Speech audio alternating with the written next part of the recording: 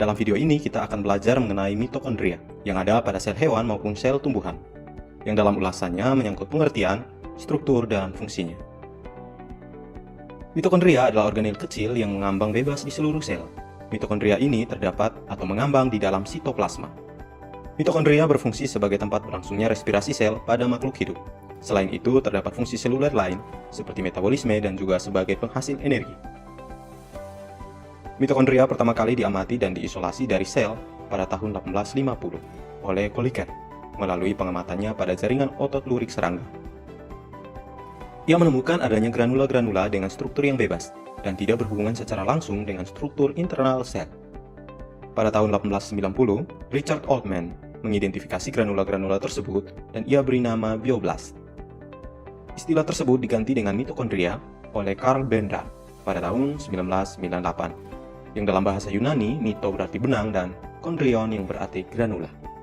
Sebab penampakan granula-granula tersebut menyerupai benang bila diamati dengan menggunakan mikroskop cahaya. Mitokondria memiliki struktur yang lentur, sehingga memiliki bentuk yang tidak tetap. Mitokondria bisa memendek sehingga berbentuk spiral dan memanjang berbentuk tabung. Mitokondria dengan bentuk tabung memiliki panjang 0,5 hingga 1 mikrometer. Nah, akibat aktivitas memendek dan memanjang ini, mitokondria dapat bergerak dan berpindah dari satu tempat ke tempat lain di dalam sel. Beberapa sel, misalnya sel otot, memiliki ribuan mitokondria, sementara yang lainnya, misalnya sel saraf, tidak sebanyak itu. Bahkan ada sel yang tidak memiliki mitokondria sama sekali. Berbeda dengan organel sel lainnya, mitokondria memiliki DNA sendiri dan dapat melakukan replikasi secara mandiri, seperti sel bakteri. Replikasi ini terjadi melalui proses pembelahan. Seperti kebanyakan organel pada sel eukariotik, mitokondria terdiri atas dua lapis membran, yaitu membran luar dan membran dalam. Membran luar mitokondria terdiri dari protein dan lipid, dengan perbandingan yang sama serta mengandung protein porin yang menyebabkan membran ini bersifat permeabel terhadap molekul-molekul kecil yang berukuran 6000 Dalton. Di antara membran luar dan membran dalam, terdapat ruang antar membran, yang merupakan tempat berlangsungnya reaksi-reaksi penting bagi sel, misalnya siklus Krebs, reaksi oksidasi asam amino, dan reaksi beta oksidasi asam lemak. Berikutnya adalah membran dalam mitokondria. Membran dalam merupakan bagian yang kurang permeabel dibandingkan membran luar, terdiri dari 20% lipid dan 80% protein. Membran ini merupakan tempat utama pembentukan ATP atau adenosine trifosfat. Membran dalam membentuk lipatan-lipatan yang disebut krista. Struktur krista ini meningkatkan luas permukaan membran sehingga meningkatkan kemampuannya dalam memproduksi ATP. Sepanjang kristal terdapat protein sitokrom yang berperan sebagai oksidator dan reduktor berantai sehingga membebaskan energi secara gradual atau membentuk ATP.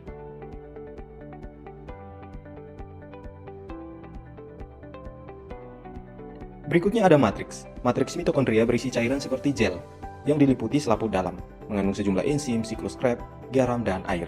Di dalam matriks juga terdapat materi genetik yang dikenal dengan DNA mitokondria atau mtDNA. Di dalam mitokondria juga terdapat ATP yang merupakan bentuk energi yang dihasilkan mitokondria untuk proses respirasi sel. Demikianlah penjelasan singkat mengenai pengertian, struktur, dan fungsi mitokondria. Halo semuanya, di sini saya akan menjelaskan proses teori endosimbiosis pada mitokondria dan kloroflas. Pertama, perkenalkan nama saya Dinda Laura Munte dari PSP 23A. Baik, yang pertama itu adalah teori endosimbiosis.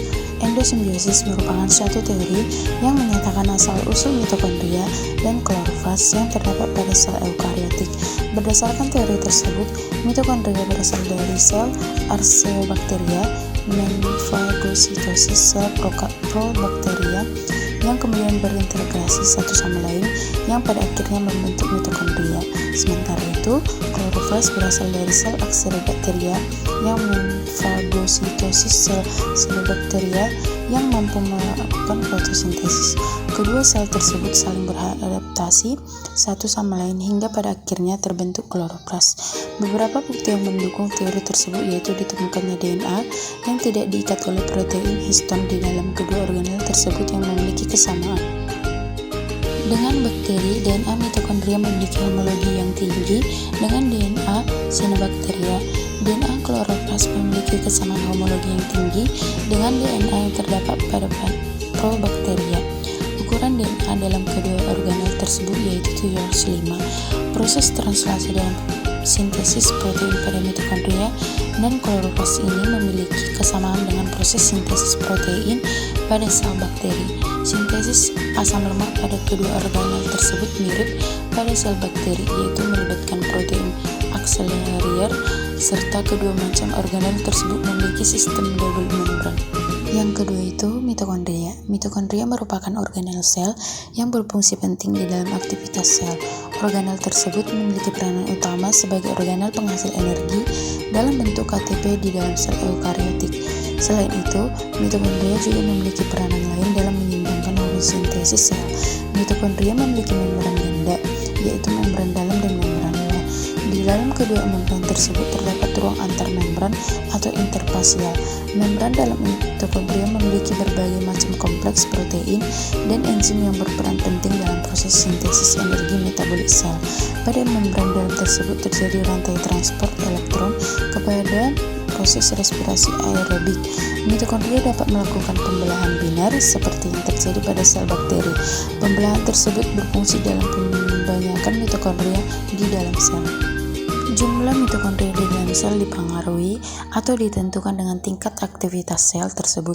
Semakin tinggi aktivitas suatu sel, maka energi yang dibutuhkan pun akan semakin banyak. Hal demikian akan menyebabkan sel tersebut memiliki jumlah sel yang lebih banyak pula. Jumlah mitokondria yang lebih banyak tersebut bertujuan untuk mencukupi energi yang dibutuhkan oleh sel dalam menjalankan aktivitasnya. Jumlah mitokondria banyak ditemukan pada ekor sel sperma, sel jantung, serta sel-sel yang aktif membelah. Pada mitokondria terdapat DNA mitokondria. Mitokondria memiliki DNA sendiri yang berbeda dengan DNA inti atau nukleus. DNA mitokondria atau mtDNA memiliki laju mutasi yang lebih cepat daripada DNA inti. Di dalam sel, jumlah mitokondria dapat mencapai ribuan. Masing-masing mitokondria tersebut mengandung mtDNA. DNA mitokondria memiliki perbedaan letak, urutan, kuantitas di dalam sel, serta pewarisnya pun berbeda dengan DNA inti. DNA mitokondria diwariskan dari ibu atau induk betina ke anaknya, sedangkan DNA inti merupakan gabungan sifat antara ibu atau induk betina dengan ayah atau induk jantan. DNA mitokondria terletak di dalam matriks mitokondria. DNA tersebut berbentuk untai ganda sirkular dengan jumlah pasangan basa sebanyak 16.569 bp. Yang kedua itu respirasi sel. Respirasi merupakan proses pemecahan komponen kimia tertentu seperti glukosa yang bertujuan untuk menghasilkan energi bagi sel. Proses respirasi aerobik diawali dengan glikolisis, yaitu pemecahan glukosa membentuk asam piruvat. Proses tersebut menghasilkan 2 ATP. Kemudian terjadi dekarboksilasi oksidatif yang menghasilkan 2 asetil CoA yang akan ditransfer ke dalam siklus Krebs. Siklus Krebs terjadi di dalam matriks mitokondria yang akan menghasilkan ATP, NADH, dan FADH. Proses selanjutnya yaitu rantai transport elektron. Rantai transport elektron pada mitokondria melibatkan beberapa kompleks protein dan enzim. Proses rantai transport elektron tersebut terjadi pada membran di dalam mitokondria. Yang ketiga itu kloroplas. Kloroplas merupakan organel yang terdapat pada sel organisme fotosintesis. Sama halnya dengan mitokondria, kloroplas memiliki membran ganda, yaitu membran luar dan membran dalam, yang di antara keduanya tersebut terdapat ruang antar membran. Permukaan membran dalam kloroplas tersebut sebagai tikaloid. Kumpulan tikaloid yang memilih disebut sebagai granum. Kumpulan granum tersebut disebut sebagai granum. Klorofil terdapat pada tikaloid yang berfungsi dalam melakukan fotosintesis. Pada kloroplas terdapat DNA kloroplas. DNA kloroplas atau cpDNA memiliki struktur double dengan ukuran yang relatif kecil, yaitu pada tumbuhan berkisar antara 35 hingga 217 kb dalam satu sel. Jumlah cpDNA bisa mencapai 1000 hingga 10.000 kopi. Yang kedua itu pembentukan ATP pada kloroplas. Proses sintesis ATP pada kloroplas terjadi dengan dorongan pompa proton dan lumen. Proton dipompa dari lumen tikaloid melalui kompleks ATP sintase. Sintesis ATP tersebut melibatkan enzim ATP sintase yang berada pada membran tikaloid.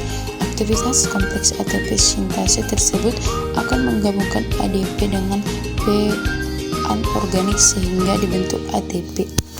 Sekian dari hasil penjelasan saya. Jika ada perkataan yang tidak berkenan, saya minta maaf.